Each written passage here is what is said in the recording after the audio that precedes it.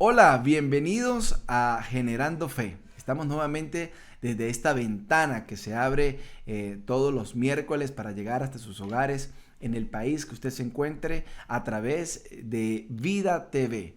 Y hoy queremos compartir una palabra que sabemos viene de parte de Dios y va a edificar nuestro corazón y nos va a alimentar en nuestra fe. Así que le invito, colóquese cómodo y vamos a comenzar.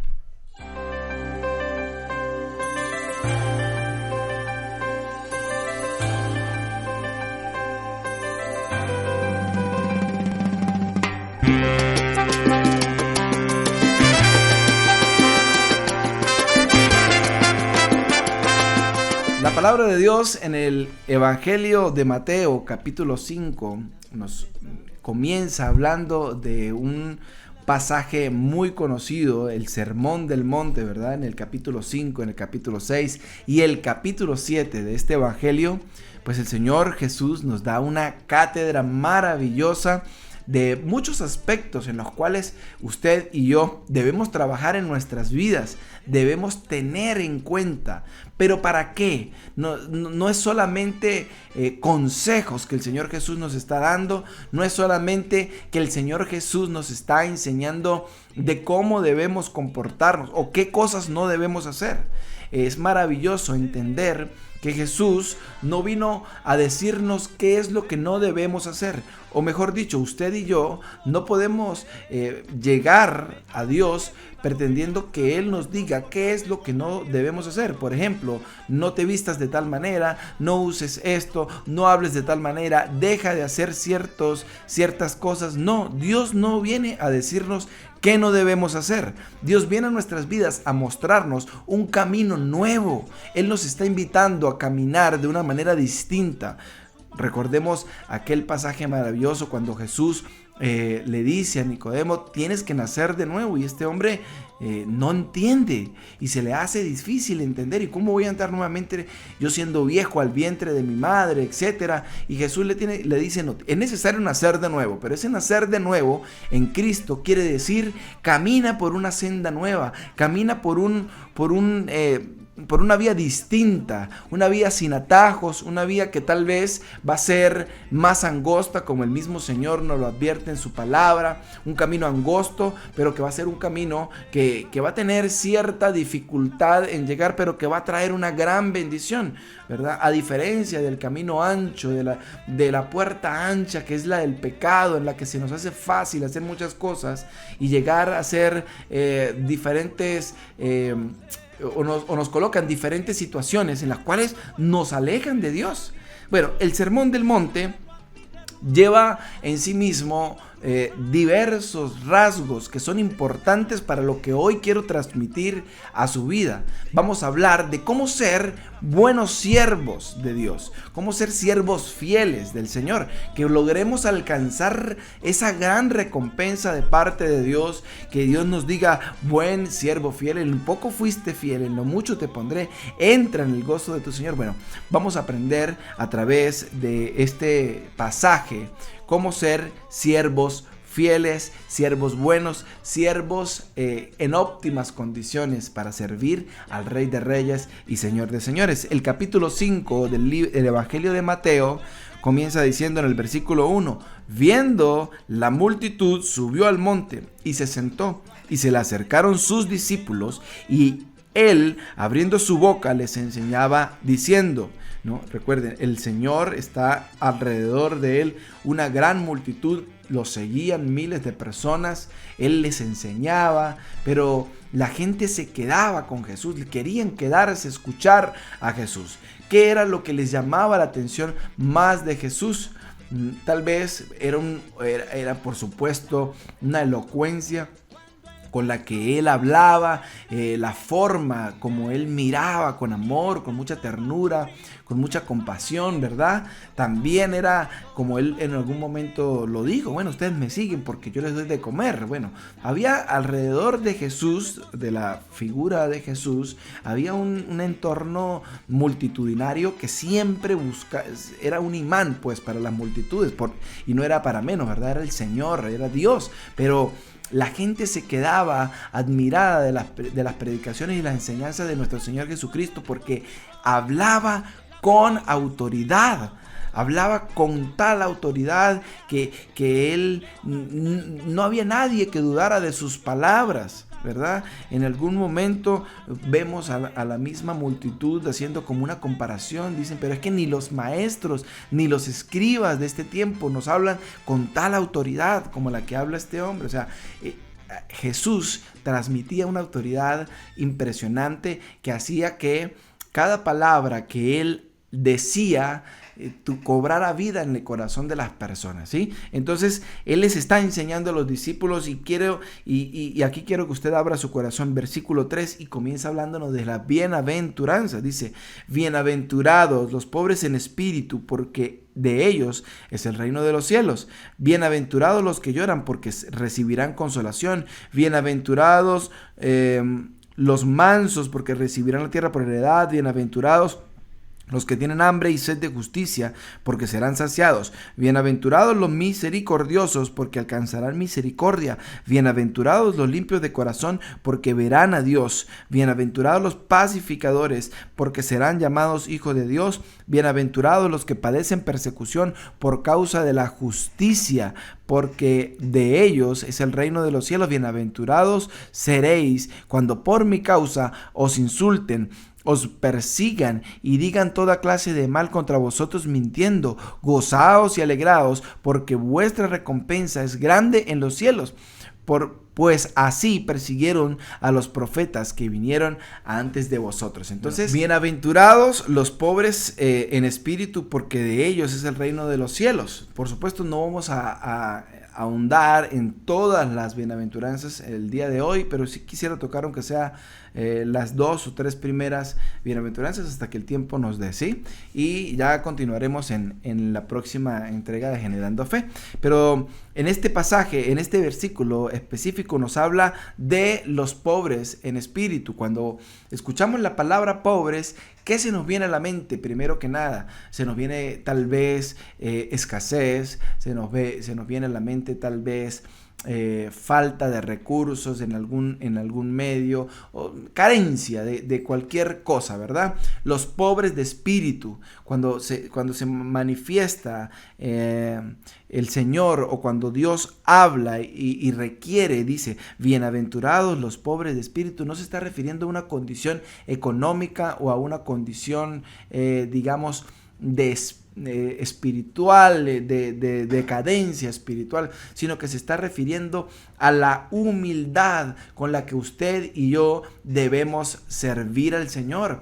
Recordemos algo, servir al Señor tiene que estar íntimamente relacionado con lo que yo hago para con mis hermanos, o el servicio que yo presto en el cuerpo de Cristo, que puede ser el salir a evangelizar, orar por los enfermos, tal vez cumplir funciones dentro de una iglesia, dentro de una congregación, y todas estas cosas forman parte de nuestro servicio. Y el Señor dice, bienaventurados los que tengan un espíritu pobre, un espíritu sensible, un espíritu humilde, un espíritu que no tenga en su corazón altivez. Un siervo de Dios debe mantenerse siempre sumiso al Señor, debe mantener una dependencia. Esto es muy importante, ser dependientes de Cristo, ser dependientes de Dios. Usted y yo, cuando servimos al Señor, no podemos ir a servir pensando en cuánto me van a pagar o si me van a dar algún tipo de recompensa. Esto es muy interesante, hermanos, porque en alguna oportunidad nosotros vamos a tener que brindar apoyo, o vamos a tener el privilegio de brindar algún tipo de ayuda de cualquier forma, económica, espiritual, emocional, acompañamiento a alguien. Y tal vez esa persona a la que usted está ayudando nunca tenga la posibilidad de recompensarle todo lo que usted le ha hecho. Pero cuando nosotros lo hacemos de corazón, cuando lo hacemos con sencillez, con esa humildad de espíritu, sin esperar nada a cambio, sin publicar o hacer público lo que yo estoy haciendo por otro hermano, sino lo mantenemos en ese secreto con el Señor, Dios nos sabe recompensar. Y tal vez esa persona nunca lo haga, pero vendrán otras personas que Dios pondrá en el camino como vasos de misericordia, como vasos de honra, para bendecir tu vida, para honrarte a ti. Y tú vas a saber que eso que tú hiciste por aquel hermano, que nadie se enteró, que solamente lo mantuviste allí tú con el Señor, con algo, con sinceridad, con humildad de espíritu, vas a saber que Dios te está bendiciendo y te está recompensando. Y vas a amar, mejor dicho, el estar, hacer la obra del Señor. Porque como lo dije hace un instante, servir al Señor es servirle a los hombres, es servir a las personas, es servirle a nuestros hermanos. Es allí donde radica principalmente lo que nosotros hacemos para con el Señor. Y esto es fascinante. Me emociona saber que Dios está al tanto de cada una de las cosas que usted y yo hacemos. Entonces, bienaventurados los pobres de espíritu, porque de ellos será el reino de los cielos. Todos queremos en algún momento estar en el reino de los cielos con el Señor, contemplándolo a Él, en aquel lugar donde no habrá tristeza, donde no habrá llanto, donde no habrá escasez, donde nuestra única tarea será adorar, exaltar y glorificar el nombre de Dios por la eternidad. Entonces, qué maravilloso es saber que cada una de las obras y de las cosas que nosotros hacemos para servir al Señor junto con nuestros hermanos está siendo vista por el Señor, y Él no nos está desechando, sino al contrario, está siempre presto para bendecirnos y para darnos mucho más. Luego sigue diciendo: bienaventurados los que lloran, porque recibirán consolación. Entonces, decíamos que el primer aspecto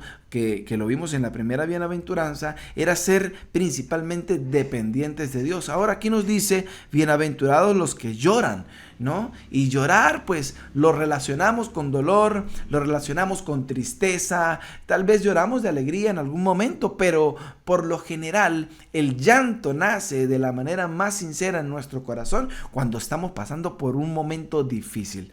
Y no sé, a mí, por ejemplo, no me gusta mucho llorar, ¿verdad? Pero cuando lo hago, pues bueno, allí siento un desahogo y demás, pero es difícil. No queremos, por decir algo, no queremos estar llorando, ¿no? Hay personas que tienen una sensibilidad mayor y por todo lloran, ¿no? Pero es necesario, o por qué Dios nos insta en este momento y dice: bienaventurados todos aquellos que lloran, porque recibirán consolación. Entonces, usted y yo, como siervos de Dios, como hijos de Dios, necesariamente tenemos que tener esa sensibilidad y ese tacto para nosotros ir e impartir esa consolación. Recuerde que Cristo le está enseñando a sus discípulos: bienaventurados los que lloran, porque recibirán consolación. Pero ¿quién es el que consuela? ¿Quién es el que está presto para consolar? Los siervos, los hijos de Dios, ¿verdad? Jesús mismo, que era Dios hecho hombre, que dice que la palabra de Dios, que el Hijo de Dios no vino a ser servido, sino que vino a servir, y lo vemos en la Escritura dando ese ejemplo de servicio. El Señor Jesús nos está diciendo: bienaventurados los que lloran, porque serán consolados. Usted y yo podemos estar pasando por momentos difíciles, por supuesto, y en algún momento, en alguno de esos instantes, hemos recibido consolación y hemos sentido que Dios nos abraza, que Dios está al tanto de nuestra situación, porque nos lo ha hecho saber a través de otra persona, de un hermano en Cristo, a través de un pastor, o a través de un líder, a través de una persona, de un amigo, ¿verdad? Dios nos ha abrazado y hemos sentido ese consuelo, y hemos sentido que Dios no nos ha dejado, porque ese sentimiento de paternidad Dios lo imparte a través de los siervos y los hijos de Dios, los que están dispuestos a hacer la obra de Dios. Espero que usted, que está allí en casa, sea uno de esos siervos que esté diciendo: wow, qué interesante es esto. No es solamente que las bienaventuranzas son un beneficio para mí, sino que también me enseñan a cómo poder ejecutar un ministerio o llevar a cabo simplemente mi vida como cristiano. ¿verdad? Y el versículo 5 dice, bienaventurados los mansos, porque recibirán la tierra por heredad. Este pasaje también es muy interesante porque habla de mansedumbre, los mansos. ¿Quiénes son los mansos? Los mansos, la palabra manso tal vez la asociamos con debilidad, la asociamos tal vez con flaqueza, con dejarnos de todos, con hacernos a un lado, que cualquier persona nos puede atropellar, nos puede pasar por encima, nos pueden insultar y tenemos que dejarnos, tenemos que ser mansos porque somos cristianos. No se trata de ese tipo de concepto, sino que la mansedumbre tiene que ver con un equilibrio, tiene que ver con saber sujetar nuestro temperamento y llevarlo a la obediencia de Cristo. Es decir, que un manso, una persona mansa, una persona que practica la mansedumbre es una persona que ha alcanzado cierto nivel de madurez en su carácter, que mantiene un carácter firme, que las circunstancias no lo hacen salir de sus cabales. Por ejemplo, cuando una persona mansa llega donde hay un problema, donde hay un conflicto, donde todo el mundo está gritando, donde hay insultos, donde hay división, y llega una persona con mansedumbre, ella escucha, ve y puede hablar con autoridad y con criterio propio y traer cordura y traer unidad a ese conflicto, porque es una persona que controla sus emociones, que trata de llevar o hablar justamente e impartir sabiduría, ¿no? Esa es la clase de mansos que Dios busca, esa es la clase de siervos que Dios está buscando, personas que aprendamos a controlar nuestro temperamento en momentos difíciles. Ahora, esto no es una tarea fácil, se dice fácil, ¿verdad? Pero cuando nosotros realmente lo llevamos a la práctica, yo creo que todos hemos fallado en nuestros comienzos y tal vez ahora, después de cierto tiempo, hemos fallado en esto. En algún momento ese temperamento como que salta, ¿verdad? Y nosotros, wow, soltamos las palabras y luego es difícil recoger cada una de las cosas que hemos dicho. Pero Dios nos dice, levántate y sigue caminando. Bienaventurados los mansos, porque recibirán la tierra por heredad. Queremos la bendición de Dios, queremos alcanzar muchas promesas de Dios. Es necesario activar la mansedumbre, practicar la mansedumbre en nuestras vidas, doblegar esa carne, tratar de siempre mantenernos en un equilibrio en Cristo. Y para la única manera, la única forma de que esto pueda suceder en nuestras vidas es que usted y yo estemos alineados a la voluntad y el propósito de Dios. ¿Y cómo sabemos cuál es la voluntad, perfecta voluntad de Dios? A través de la palabra, a través de la escritura, a través de seguir y escuchar a personas que alimenten nuestra fe, que nos ayuden a caminar en fe, que nos ayuden a ver la vida con una perspectiva bíblica, con una perspectiva de fe, y que podamos nosotros seguir caminando en este proceso que se llama vida y podamos nosotros ser fieles servidores